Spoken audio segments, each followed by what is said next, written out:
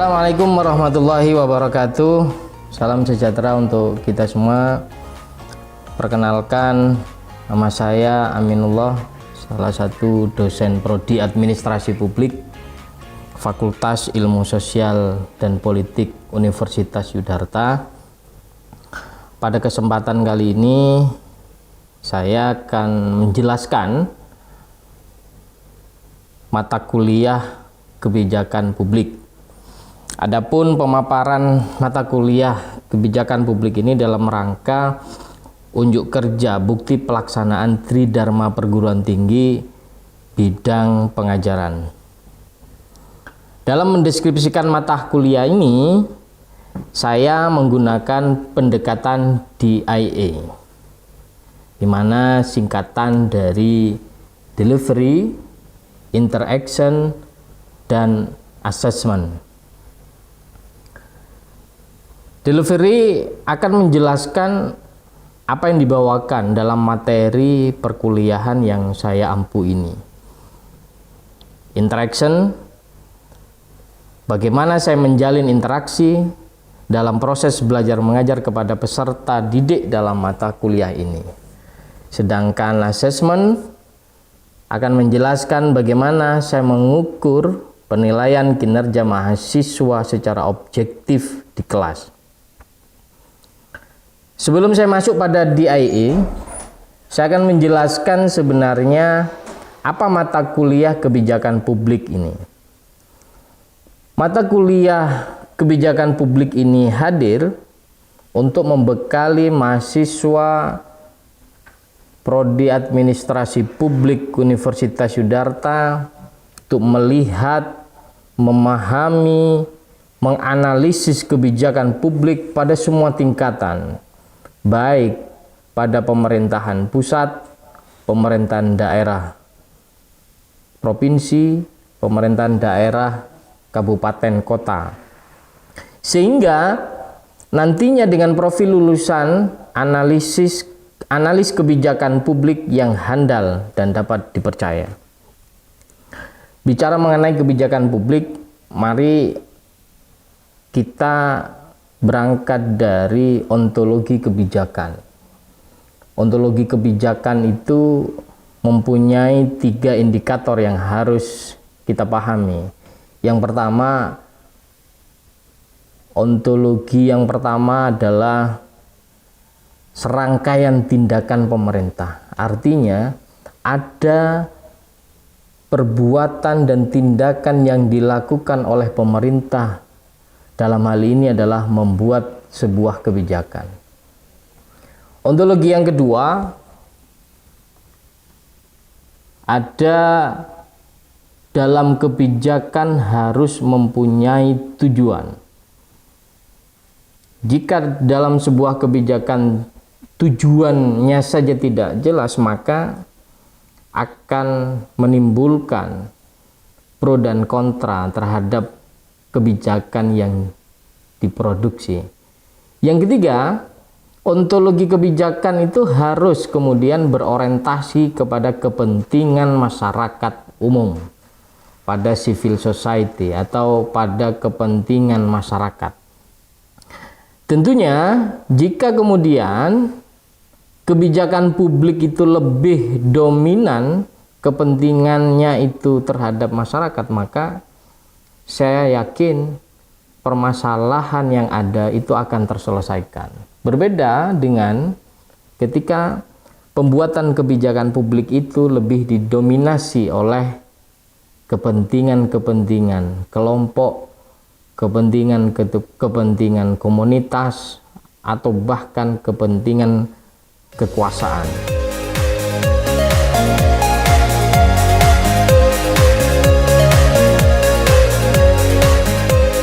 Nah, pada aspek delivery, saya akan memulai dengan mata kuliah kebijakan publik ini tentunya berdasarkan pada capaian profil lulusan program studi administrasi publik yang kemudian diturunkan menjadi CPL dan CPMK Adapun beberapa sub CPMK, sebelum ke situ saya akan menjelaskan deskripsi mata kuliah kebijakan publik ini membahas tentang teori dasar kebijakan publik, sehingga mahasiswa dapat memahami, mengerti, dan membedakan praktek-praktek terbaik atau yang tepat untuk mencermati isu-isu publik yang sedang berkembang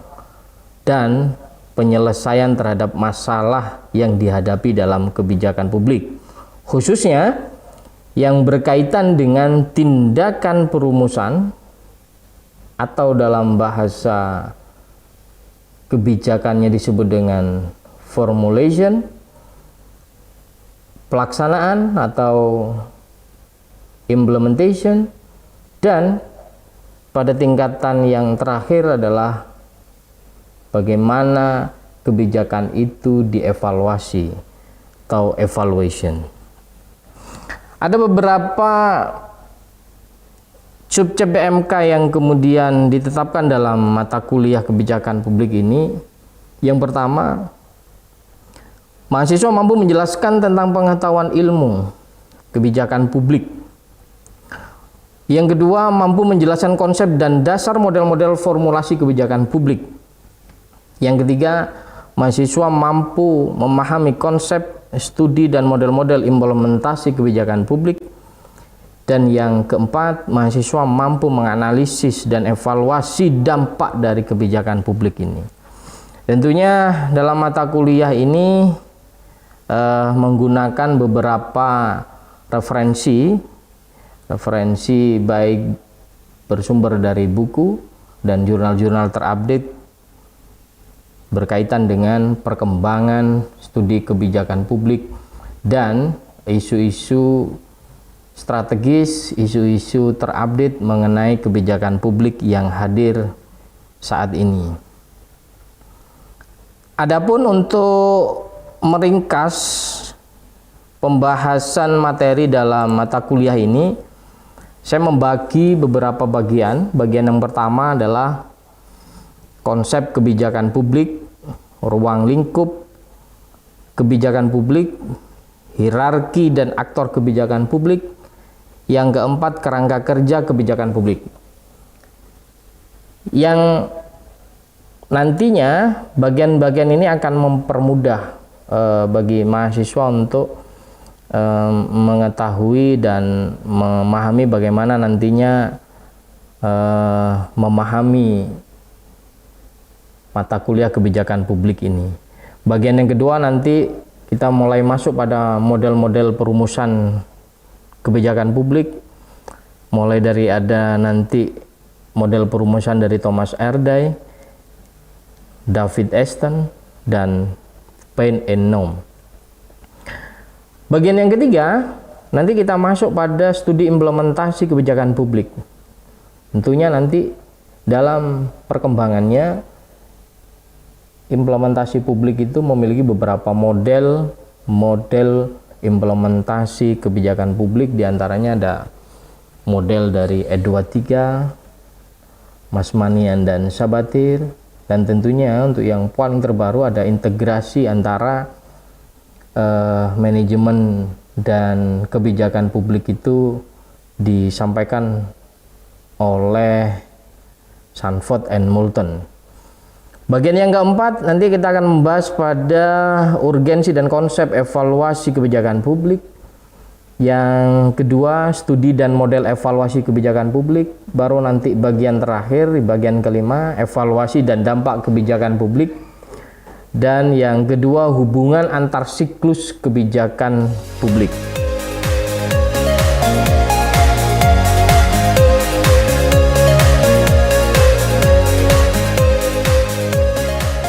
Baik, melanjutkan materi yang berkaitan dengan kebijakan publik yang tadi sudah disampaikan mengenai tahap-tahap dalam proses kebijakan publik. Nah, kita akan tahu bagaimana seluk-beluk kebijakan publik itu jika kita tahu mengenai tentang siapa sih pembuat kebijakan publik itu. Siapa aktor yang menjadi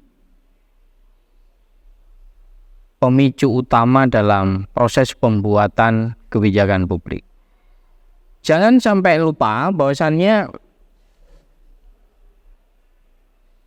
dalam proses pembuatan kebijakan publik itu aktornya bisa dari eksekutif, bisa dari legislatif.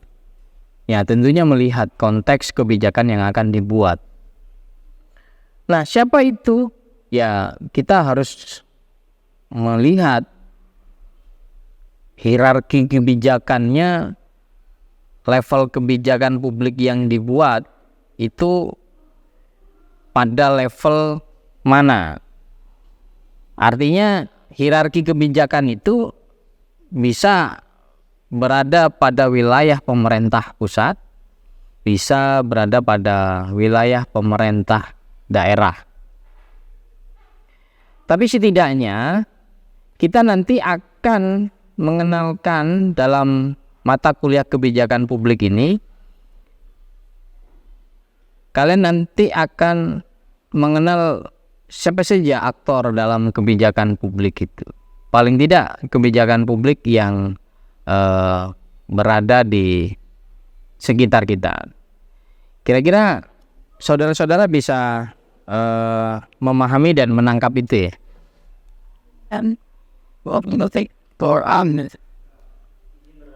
Ya, silakan. Mengenai kebijakan publik, itu merupakan intervensi pemerintah sebagai problem solving civil society. Namun, realita yang terjadi sekarang, problematika publik itu tidak pernah terselesaikan. Bahkan ironisnya makin bertambah. Sebenarnya apa yang terjadi mengenai kebijakan publik tersebut? Terima kasih, Pak. Baik. Kebijakan publik itu dibuat sebenarnya adalah untuk menyelesaikan permasalahan publik, permasalahan masyarakat. Contoh yang paling sederhana itu di sekitar kita, misalkan di jalan utama lalu lintas, jalan raya misalkan, ada jalan raya yang berlubang. Itu berlubangnya jalan raya itu jika sudah mencapai 1 tahun kok tetap saja tidak dibenahi, berarti itu menandakan negara ini tidak hadir. Pemerintah kita tidak hadir. Kenapa? Jalan berlubang itu adalah permasalahan publik itu. Iya dong. Bagaimana yang akan terjadi jika jalannya berlubang? Itu salah satu indikator menyebabkan kecelakaan. Iya dong. Dari permasalahan itu kemudian permasalahan publik yang semacam itu, jika jalan itu berlubang, rentan waktunya sampai 1 tahun, berarti kan pemerintah kita itu tidak hadir. Kembali pada pertanyaannya, siapa tadi namanya? Roni bertanya, kebijakan publik itu dibuat semestinya harusnya menyelesaikan permasalahan rakyat. Tapi kok ada produk kebijakan publik yang dibuat ternyata tidak menyelesaikan permasalahan tersebut. Kira-kira begitu ya. Jadi kita kembali coba lihat di slide ini. Jika kita mengenal istilah yang saya sampaikan di awal, public policy is for public. Kebijakan publik itu untuk menyelesaikan permasalahan publik.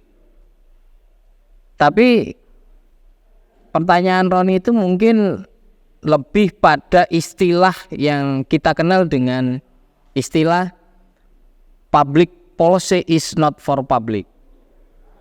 Kenyataannya ada kebijakan-kebijakan ini ternyata tidak menyelesaikan permasalahan rakyat, justru malah menambah, kira-kira begitu ya. Kenapa itu? Nah, coba kita lihat pada tahap-tahap proses pembuatan kebijakannya. Kita bisa telusuri itu, kita bisa menganalisis itu. ada yang salah pada tahapan-tahapan proses pembuatan kebijakan publiknya. Mungkin dalam menganalisis kebijakan publik, sebelum kebijakan publik ini dibuat, itu kan harusnya dianalisis terlebih dahulu. Permasalahan masyarakat itu dianalisis terlebih dahulu. Bisa jadi dalam atau pada waktu menganalisis permasalahan masyarakatnya tidak tepat. Sehingga rumusan opsi-opsi kebijakan yang dibuat itu tidak akan tepat sasaran. Bisa jadi. Artinya kita bisa mengevaluasi kebijakan itu dari siklus kebijakannya. Kita coba potret yang pertama dari formulasi kebijakannya.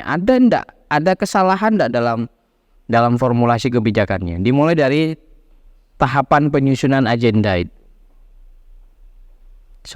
Seperti yang tertera di slide itu, penyusunan agenda. Di sini dalam menyusun atau menganalisis permasalahan masyarakat mungkin bisa saja terjadi kesalahan. Yang kedua, dari penyusunan yang tidak tepat itu sehingga memunculkan pada tahapan formulasi opsi-opsi kebijakan publik yang kemudian tidak tepat, dirasa tidak tepat. Yang kedua, kita bisa melihat pada segi implementasi kebijakan publiknya.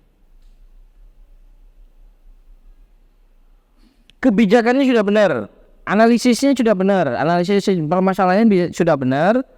Kemudian opsi-opsi kebijakan sebelum diputuskan pada waktu formulasi itu sudah benar. Ditetapkanlah sebuah kebijakan.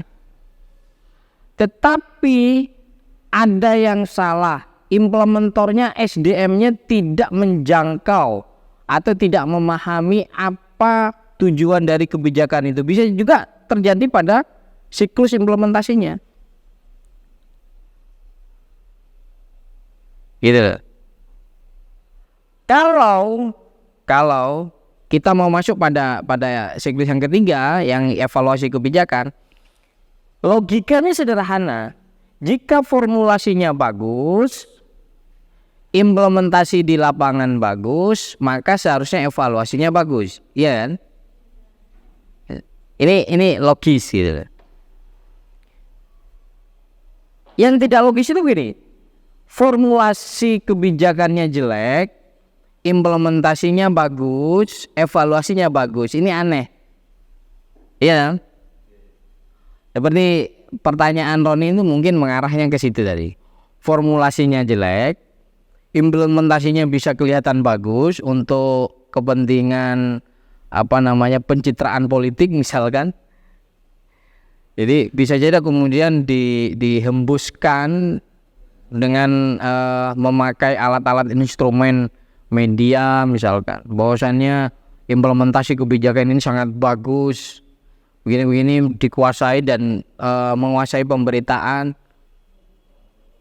Padahal faktanya tidak menyelesaikan masyarakat, tidak menyelesaikan permasalahan masyarakat gitu. Tapi kok beritanya bagus banget, penilaiannya sehingga menjadi bagus. Ini aneh gitu loh. Lebih aneh lagi begini, formulasinya jelek, implementasinya jelek, penilaiannya kok bisa bagus. Ini simsalabim ini. Ini barang apa kebijakan publiknya, kira-kira begitu. Bisa ditangkap ya Roni ya, seperti itu ya. Oke. Ada yang mau bertanya lagi?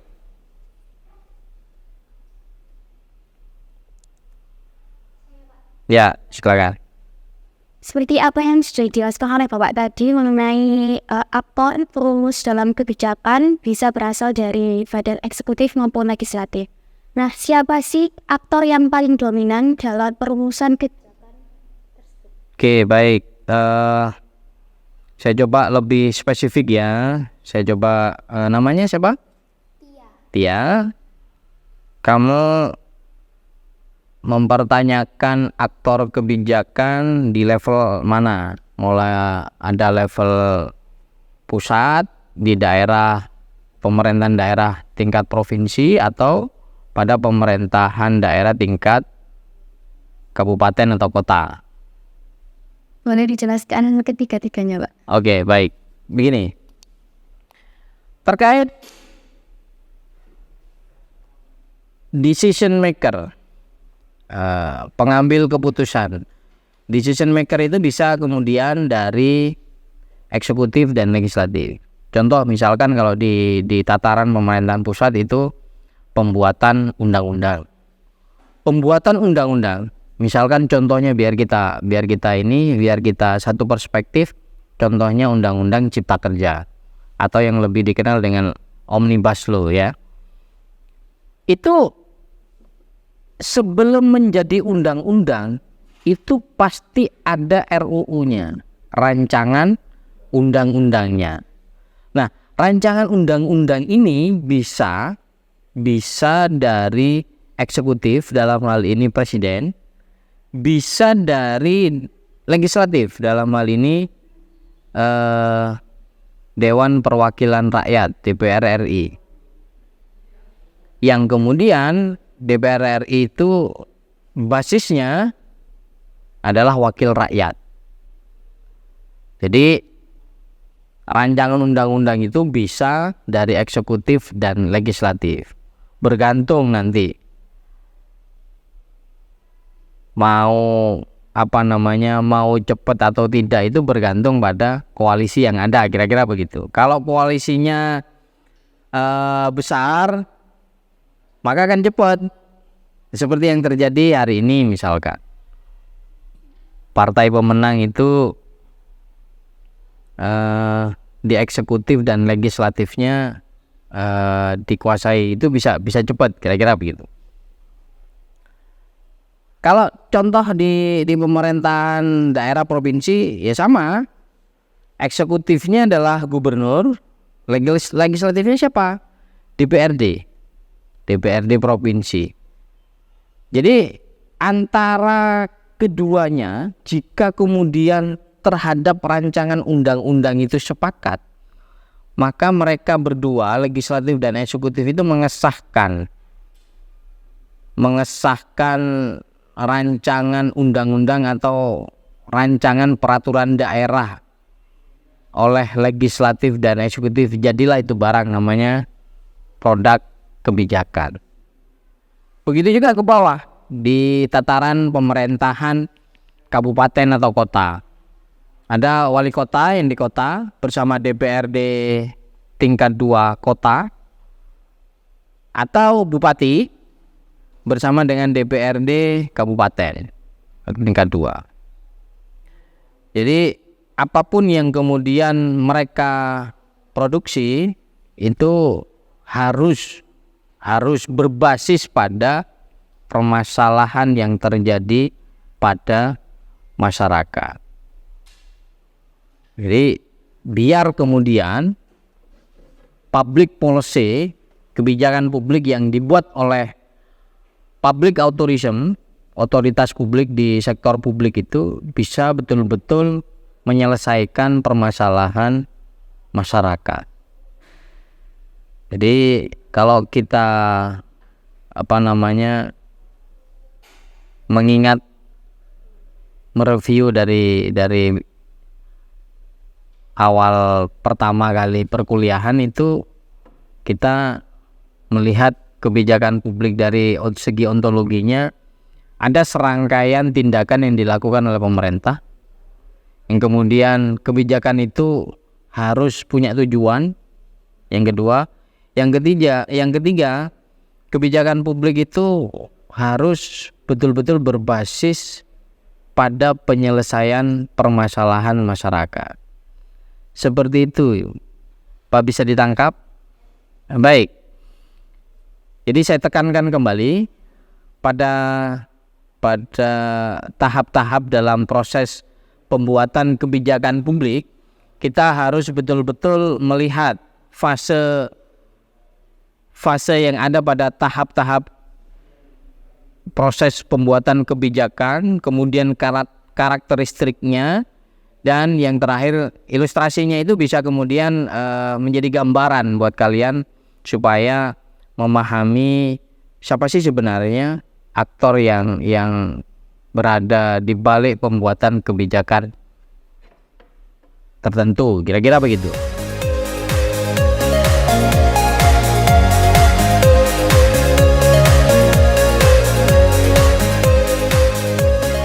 Untuk pada aspek asesmen, saya menggunakan beberapa instrumen, diantaranya ada bentuk evaluasi berupa kuis. Tentunya nanti asesmen ini diharapkan mampu bisa mengukur kinerja mahasiswa secara objektif di kelas. Bentuk-bentuknya ada kuis, ada tugasnya nanti ada tugas 1, tugas 2, dan tugas 3. Tugas 1 tentang analisis perumusan masalah dalam kebijakan publik. Nanti tugas yang kedua mencoba untuk lebih komprehensif analisis jurnal perbandingan model formulasi kebijakan publik. Nanti dilanjutkan dengan tugas yang ketiga berbasis pada tugas lapangan, bagaimana nanti mahasiswa mendapat gambaran formulasi kebijakan publik yang ada di sekitar kita. Yang paling dekat adalah bagaimana formulasi kebijakan di tingkat desa. Baru yang terakhir nanti presentasi kelompok, dan total semuanya sesuai dengan bobot penilaiannya berjumlah 100. Terima kasih. Demikian PDT UKT PT saya, mudah-mudahan bisa bermanfaat untuk kita bersama. Terima kasih. Assalamualaikum warahmatullahi wabarakatuh.